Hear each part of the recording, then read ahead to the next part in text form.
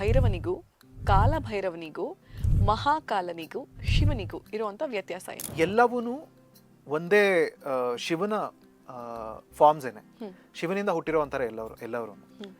ಆ ಮಾಯ ಏನಿದೆ, ಶಿವನೊಳಗಿನ ಮಾಯ ಅಥವಾ ನಮ್ಮಲ್ಲಿ ಕ್ರಿಯೇಟ್ ಆಗೋ ಮಾಯ ಏನಿದೆ, ಅದು ನಮ್ಮನ್ನ ಆ ಥರ ನೋಡದೇ ಇರೋಕೆ ಮಾಡುತ್ತೆ. ಈಗ ನೀವು ಒಂದು ದೇವಸ್ಥಾನಕ್ಕೆ ಹೋಗ್ತೀರಾ, ಅಲ್ಲಿ ಒಳಗಡೆ ಅಲಂಕಾರ ನಡೀತಾ ಇರುತ್ತೆ, ಮಧ್ಯೆ ಒಂದು ಪರದೆ ಎಳೆದಿರ್ತಾರೆ, ಆ ಪರದೆ ಸರಿಯೋವರೆಗೂ ನಿಮ್ಗೆ ದೇವ್ರು ಕಾಣೋದಿಲ್ವಲ್ಲ, ಆ ಅಲಂಕಾರ ಕಾಣೋದಿಲ್ವಲ್ಲ, ಹಾಗೆ ಮಾಯ ಅನ್ನೋದು.